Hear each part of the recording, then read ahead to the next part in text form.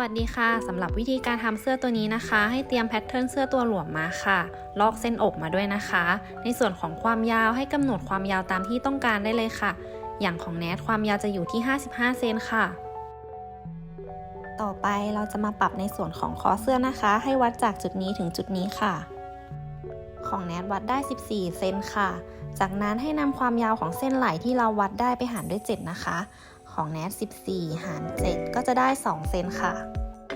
ให้วัดจากจุดนี้ลงมา2 เซนค่ะวัดจากจุดนี้ลงมา2 เซนค่ะ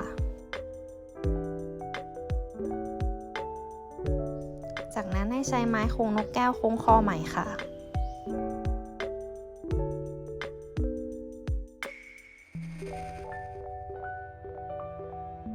ต่อไปเราจะมาปรับในส่วนของคอชิ้นหลังนะคะวัดจากตรงนี้ลงมา2 เซนค่ะและวัดจากจุดนี้ลงมา2 เซนค่ะใช้ไม้โค้งนกแก้วโค้งคอหลังใหม่ค่ะ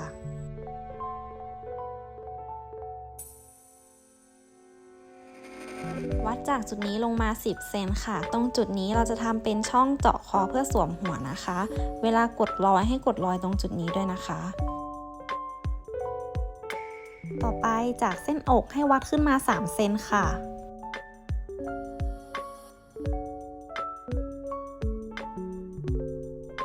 ชิ้นหลังจากเส้นอกก็วัดขึ้นมา3 เซนเหมือนกันค่ะ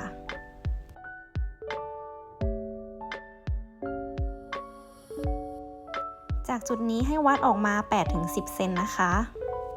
ของแนทวัดออกมา8 เซนค่ะ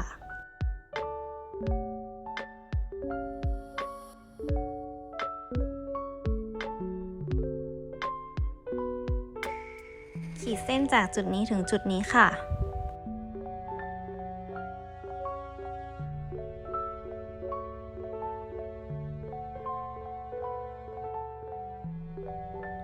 จุดนี้ก็ให้วัดออกมา 8-10 เซนเหมือนกันค่ะแนทวัดออกมา8 เซนเหมือนเดิมนะคะ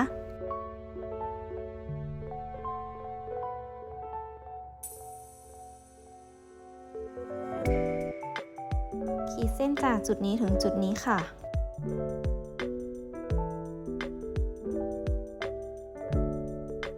ต่อไปให้ทำเครื่องหมายสันทบตามนี้เลยนะคะ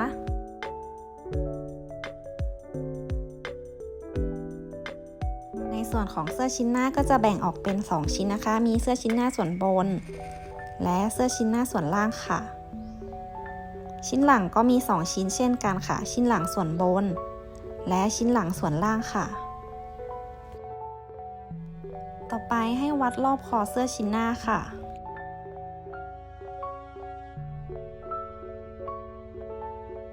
แล้ววัดรอบคอเสื้อชิ้นหลังต่อเลยค่ะจากนั้นให้นำรอบคอที่วัดได้มาบวก2 เซนนะคะของแนทวัดได้23บวก2ก็จะได้25ค่ะขีดเส้นความยาวตรงนี้ให้เท่ากับค่าที่เราหาได้เมื่อกี้ค่ะ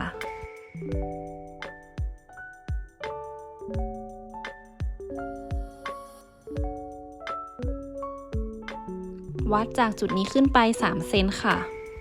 จากนั้นขีดเส้นตรงนี้ค่ะ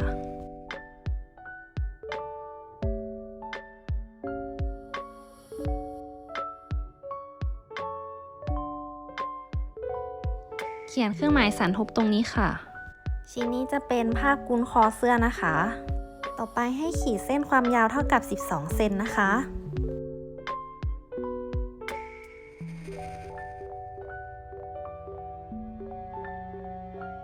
วัดจากจุดนี้ขึ้นไป 2.5 เซนค่ะ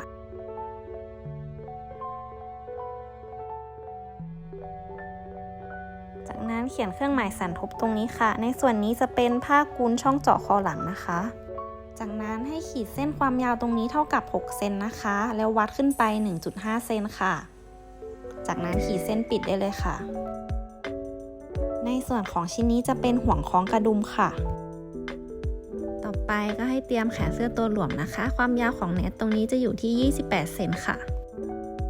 ต่อไปเราก็สามารถวางแพทเทิร์นลงบนผ้าเพื่อตัดผ้าได้เลยค่ะในส่วนของชิ้นหน้าส่วนบนเราจะเผื่อเย็บรอบนี้ที่1 เซนนะคะ ตรงนี้เป็นสันทบค่ะตัดทั้งหมด1ชิ้นค่ะชิ้นหน้าส่วนล่างเผื่อเย็บรอบนี้ที่1เซนค่ะส่วนชายเผื่อเย็บ2เซนตรงนี้เป็นสันทบค่ะตัดทั้งหมด1ชิ้นค่ะในส่วนของชิ้นหลังส่วนบนเผื่อเย็บตรงรอบนี้ที่1เซนค่ะตรงนี้เป็นสันทบตัดทั้งหมด1ชิ้นค่ะชิ้นหลังส่วนล่างเผื่อเย็บรอบนี้ที่1เซนค่ะส่วนชายเผื่อเย็บ2เซนตรงนี้เป็นสันทบตัดทั้งหมด1ชิ้นค่ะในส่วนของผ้ากุ้นคอให้วางผ้าตรงนี้เป็นสันทบค่ะจากนั้นตัดตามรอยโดยที่ไม่ต้องเผื่อเย็บค่ะตัดทั้งหมด1ชิ้นค่ะผ้ากุ้นช่องเจาะคอก็ให้วางผ้าตรงนี้เป็นสันทบและตัดตามรอยโดยที่ไม่ต้องเผื่อเย็บตัดทั้งหมด1ชิ้นค่ะส่วนห่วงคล้องกระดุมให้ตัดตามรอยได้เลยนะคะตัด1ชิ้นค่ะแขนเสื้อให้เผื่อเย็บรอบนี้ที่1เซนค่ะส่วนชายเผื่อเย็บ2เซนนะคะตรงนี้เป็นสันทบค่ะตัดทั้งหมด2ชิ้นค่ะเมื่อตัดผ้าเสร็จแล้วก็ให้ใช้กระดาษคาร์บอนและที่กดรอยตามจุดต่างๆได้เลยค่ะ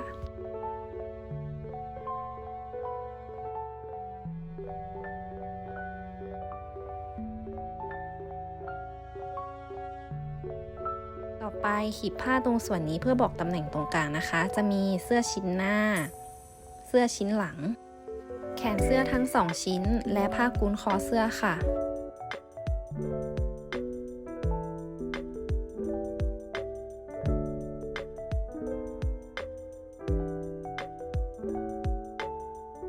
เมื่อตัดผ้าเรียบร้อยแล้วเราก็จะได้ผ้าตามนี้นะคะเสื้อชิ้นหน้าส่วนบนเสื้อชิ้นหน้าส่วนล่าง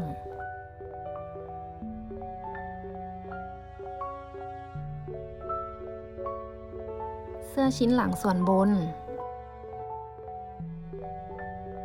เสื้อชิ้นหลังส่วนล่าง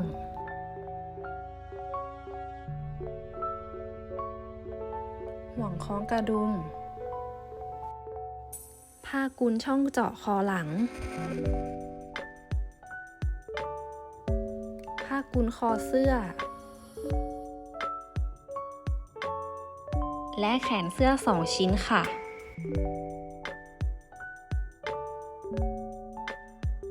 สิ่งต่อไปที่ต้องเตรียมก็คือกระดุมค่ะกระดุมของแนทจะใช้ขนาดที่ 1.5 เซนนะคะส่วนนี้เป็นเสื้อชิ้นหน้าส่วนล่างนะคะให้เย็บรูดตรงส่วนนี้ค่ะปรับความยาวได้ห่างสุดเย็บทั้งหมด2เส้นนะคะ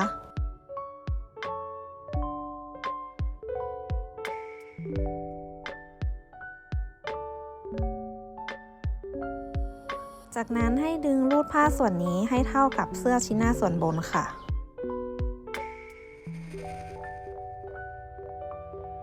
เมื่อดึงรูดเสร็จแล้วให้ประกบเสื้อชิ้นหน้าส่วนบนด้านถูกชนกับเสื้อชิ้นหน้าส่วนล่างด้านถูกค่ะ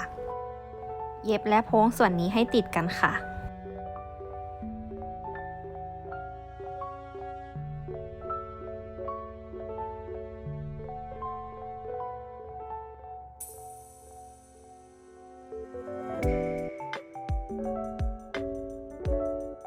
ในส่วนนี้เป็นเสื้อชิ้นหลังส่วนล่างนะคะให้เย็บรูดตรงนี้โดยปรับความยาวได้ห่างสุดเย็บทั้งหมด2เส้นค่ะ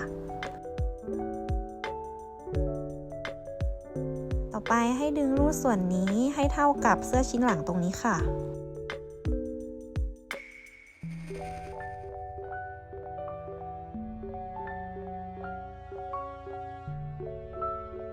จากนั้นประกบผ้าส่วนนี้โดยให้ด้านถูกชนกันค่ะเย็บและโพ้งส่วนนี้ให้ติดกันค่ะ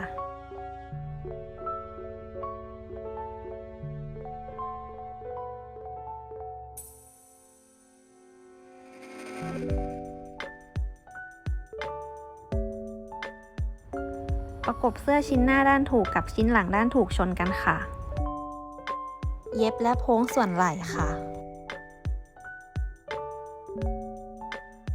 และส่วนข้างลำตัว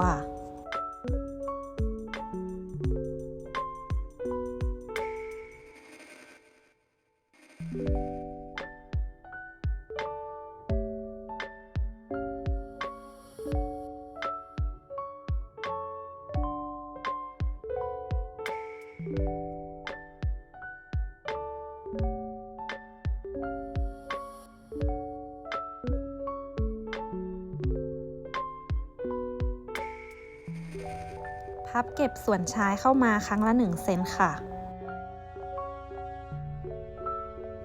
กัดเข็มหมุดให้รอบส่วนชายเลยค่ะ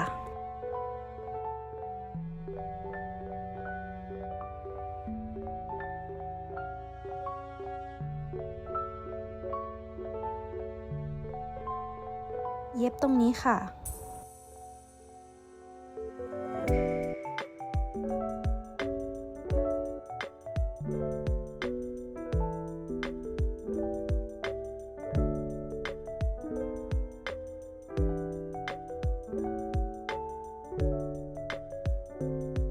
ต่อไปให้นำแขนเสื้อด้านถูกชนกันค่ะ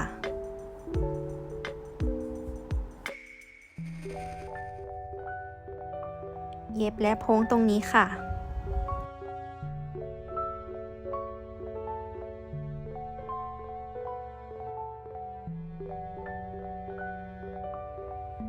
ต่อไปพับเก็บชายแขนเสื้อเข้ามาครั้งละ1เซนค่ะ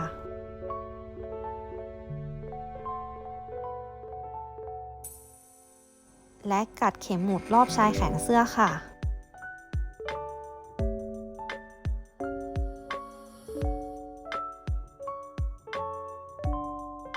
เย็บตรงส่วนนี้ค่ะ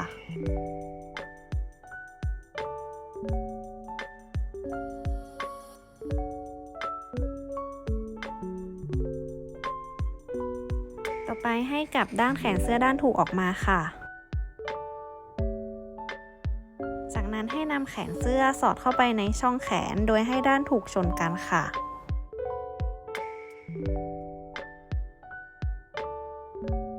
โดยให้ส่วนที่ขีบไว้ชนกับเส้นไหล่ค่ะ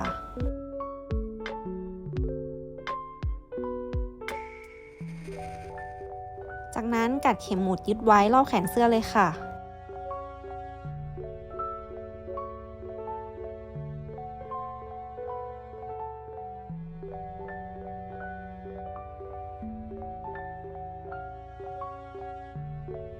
เย็บและโพ้งรอบแขนเสื้อค่ะ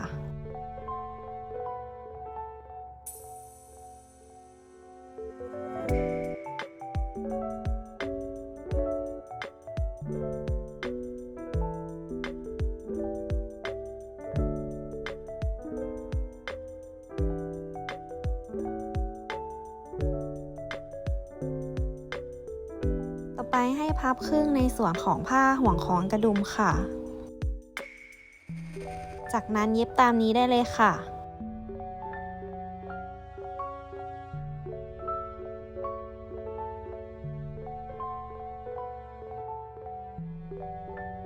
และเย็บปิดตรงนี้ค่ะ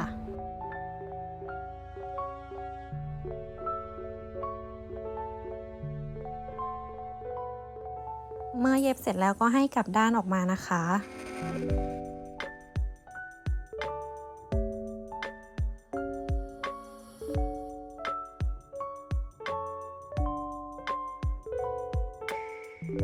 ในส่วนของคอเสื้อด้านหลังนะคะให้เราขีดเส้นจากส่วนที่ขีบไว้ถึงส่วนที่กดรอยตรงนี้นะคะ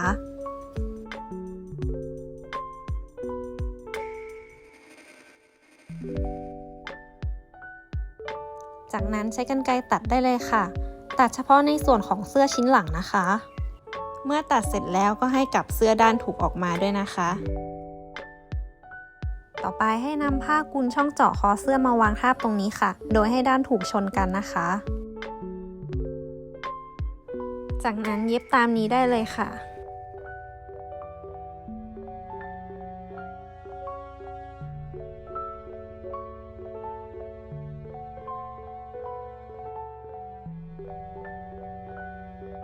ต่อไปให้ใช้กรรไกรขีดตรงส่วนนี้นะคะระวังอย่าให้โดนเส้นได้ที่เย็บไว้ค่ะ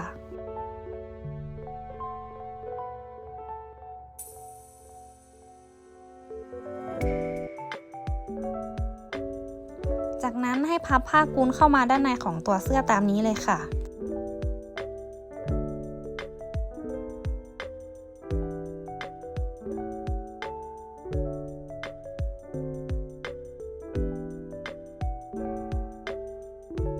และนำไปเย็บค่ะ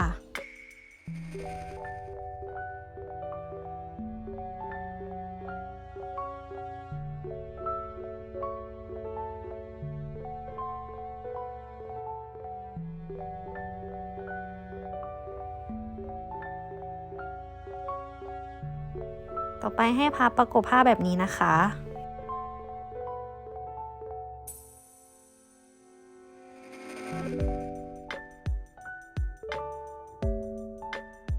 เย็บตรงส่วนนี้ให้ติดกันค่ะ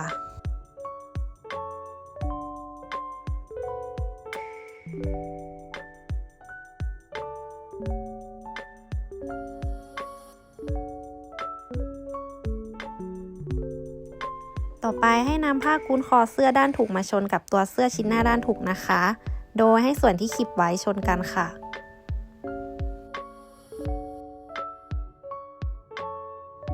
จากนั้นกัดเข็มหมุดรอบคอเสื้อได้เลยค่ะ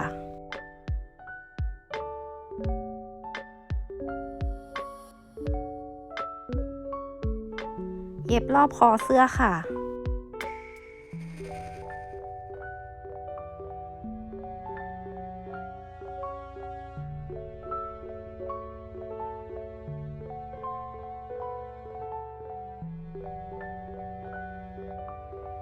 ให้พับผ้าส่วนที่เกินมาเข้ามาด้านในค่ะ และพับในส่วนของผ้ากุ้นคอเข้ามาตามนี้นะคะ จากนั้นนำห่วงคล้องกระดุมมาวางตรงนี้ค่ะ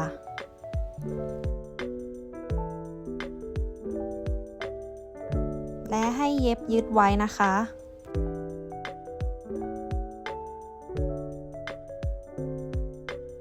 จากนั้นก็ให้พับผ้ากุ้นคอเข้ามาด้านในแบบนี้นะคะ และเย็บตามนี้ได้เลยค่ะ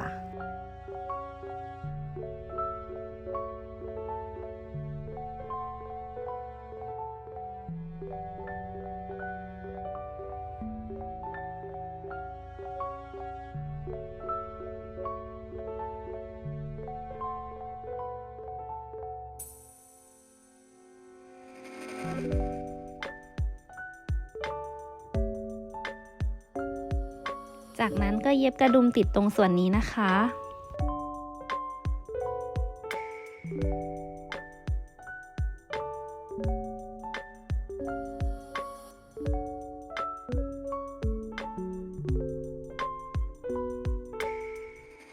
เสื้อตัวนี้ก็เสร็จเรียบร้อยแล้วค่ะ